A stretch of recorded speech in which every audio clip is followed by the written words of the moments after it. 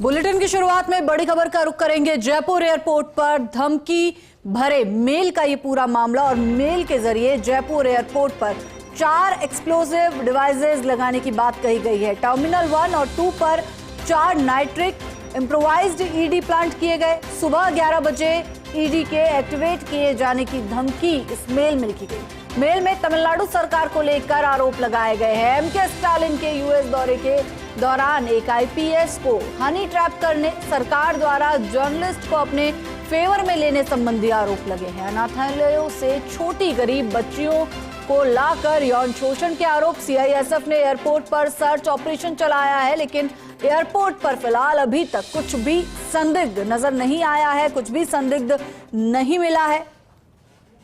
तो जयपुर एयरपोर्ट को एक बार फिर से धमकी मिली है। एयरपोर्ट पर 4 एक्सप्लोजिव डिवाइसेस लगाने की बात इस धमकी भरे मेल में कही गई है। टर्मिनल 1 और 2 पर 4 नाइट्रिक इम्प्रोवाइज्ड ईडी प्लांट किए गए हैं। सुबह 11 बजे ईडी के एक्टिवेट किए जाने की धमकी थी। मेल में तमिलनाडु सरकार को लेकर आरोप लगाए गए हैं। एमके स्टालिन के यूएस दौरे के दौरान एक आईपीएस को हनी ट्रैप करने, सरकार के द्वारा जर्नलिस्ट को अपने फेवर में लेने संबंधी आरोप। अनाथालयों से छोटी गरीब बच्चियों को लाकर यौन शोषण का आरोप। सीआईएसएफ ने फिलहाल एयरपोर्ट पर बड़े स्तर पर सर्च ऑपरेशन चलाया, लेकिन कुछ भी संदिग्ध नहीं मिला है। तो बड़ा अपडेट इस वक्त का। और साथ ही आपको बता दें, इसी मेल में सीएमओ को भी बम से उड़ाने की धमकी दी गई। जयपुर एयरपोर्ट में बम लगाने की धमकी दी गई। 4 जगह एक्सप्लोजिव लगाने की धमकी इस मेल में लिखी थी। सीएमओ को बम से उड़ाने की धमकी दी गई और उसके बाद से ही लगातार तमाम एजेंसियां अलर्ट मोड पर हैं।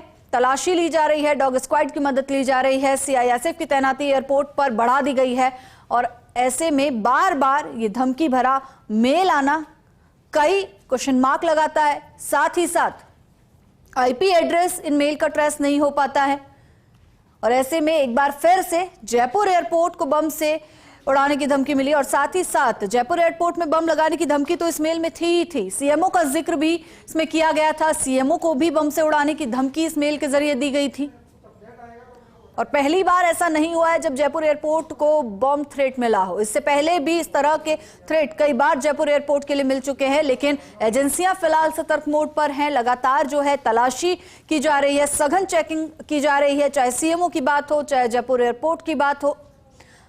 चेकिंग लगातार जारी है।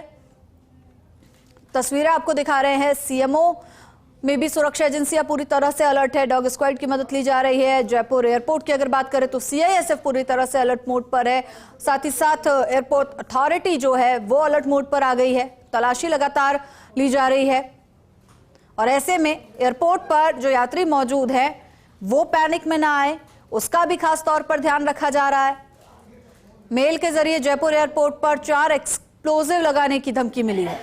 टर्मिनल 1-2 पर सुबह 11 बजे ईडी के एक्टिवेट किए जाने की धमकी इस मेल में लिखी गई और साथ ही साथ ये जो मेल मिला है इसमें तमिलनाडु सरकार पर आरोप लगाए गए हैं। एमके स्टालिन के नाम का उल्लेख है।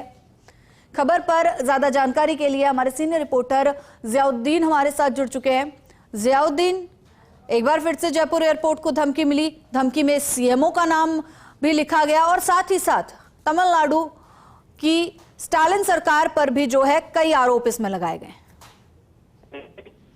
तो मेल भेजा गया और उसके अंदर जो बातें लिखी गई उसके में नजर नहीं आती, कोई आधार नहीं है, क्योंकि इसके अंदर मेल के अंदर तमिलनाडु सरकार के ऊपर गंभीर आरोप लगाए। एमके स्टालिन के ऊपर यूएस दौरे के दौरान एक आईपीएस को हनी ट्रैप करने का आरोप लगाया है और खासतौर से जो मीडिया कर्मी है, जर्नलिस्ट है, उनका फेवर करने का आरोप लगाया। प्रशांत किशोर का नाम है, सुनील गोनलकर का नाम, अलग अलग आरोप लगाए हैं, लेकिन कोई उनका आधार और तारतम्यता नहीं है। लेकिन साफ तौर पर उसमें ये लिखा गया है कि हमारे पास बात कहने के लिए कोई और प्लेटफॉर्म नहीं था, इसी वजह से इस तरह का मेल भेजा गया।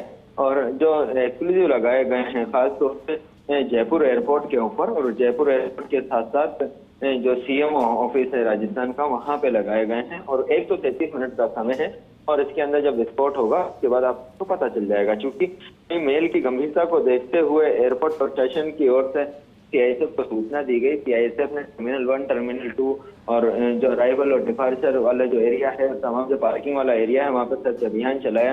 एनडीआरएफ और सिविल डिफेंस की टीम भी मौके पर पहुंची, लेकिन किसी तरह का कोई विस्फोटक पदार्थ वहाँ पे नहीं मिल पाया। फिलहाल सीएमओ के अंदर भी सर्च ऑपरेशन चलाया गया, लेकिन सीएमओ में भी किसी तरह का कोई विस्फोटक नहीं मिल पाया। तो ऐसे के अंदर ये साबित होता है कि ये मेल जिसने भी भेजा है वो एक सजेशन भेजा है, खासतौर से अब किसी तरह का कोई बदला लेने के लिए इस मेल को भेजा गया, परेशानी करने के लिए मेल भेजा गया। फिलहाल अब इस आईपी एड्रेस को ट्रैक करने की कोशिश की जा रही है, क्योंकि जो बात सामने आई है कि एक डार्क वेबसाइट के जरिए ये मेल भेजा गया था। मेल के अंदर जो आईपी एड्रेस है वो भी अलग अलग जगह से काम आ रहे थे, जिसको ट्रैक करने के अंदर परेशानी आ रही है पुलिस को। तो उम्मीद ये जताई जा रही है कि जल्द से जल्द इसमें साइबर एक्सपर्ट की मदद लेकर इस मेल को ट्रैक किया जाएगा और उसके अंदर पता चल पाएगा कि आखिर भेजने वाला था और उसका मकसद क्या था। जी साथ ही साथ जियाउद्दीन ये भी जानना चाहेंगे कि 11 बजे का समय जो है एयरपोर्ट को उड़ाने के लिए दिया गया था, और ऐसे में फिलहाल वहां पर किस तरह की स्थिति है, किस तरह से तलाशी जारी है, क्या कुछ मिला है अभी तक या नहीं? देखिएगा,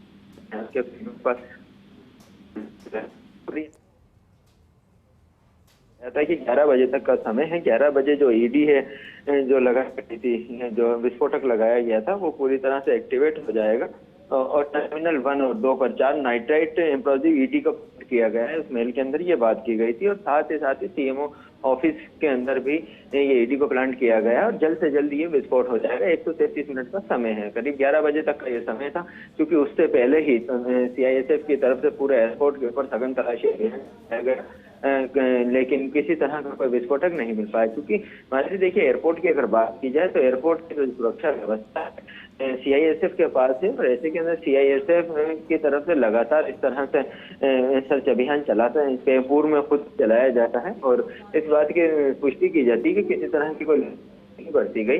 और चूंकि एयरपोर्ट के ऊपर आने जाने वालों की सघन तलाशी की जाती है, तो ऐसे में वहां पे गुंजाइश नहीं थी, फिर भी मेल को देखते हुए गंभीरता से जांच की गई, लेकिन अब तक किसी तरह का कोई विस्फोटक नहीं मिल पाया। लेकिन सबसे अहम बात यह है कि एयरपोर्ट पे सीआईएसएफ ने जो सर्च अभियान चलाया उसमें इस बात का ध्यान रखा गया कि जो अराइवल और डिपार्चर होने वाले जो यात्री हैं उनको किसी तरह का कोई भय पैदा ना हो, उनके अंदर कोई परेशानी ना हो। ऐसे में चुपचाप एक रूटीन प्रक्रिया के तहत ये अभियान चलाया गया, सर्च अभियान चलाया गया और उसके अंदर नतीजा ये निकला कि तमाम जगहों को बारीकी से जांच करने के बाद ये साफ हो पाया कि कहीं पे भी किसी तरह से कोई विस्फोटक पदार्थ नहीं है। जी शुक्रिया जियाउद्दीन इस जानकारी के लिए। तो फिलहाल जांच में जो सामने आया है वो ये है कि कहीं पर भी किसी तरह का कोई विस्फोटक नहीं मिला है, लेकिन बार बार इस तरह का धमकी भरा मेल मिलना ये जांच का विषय है।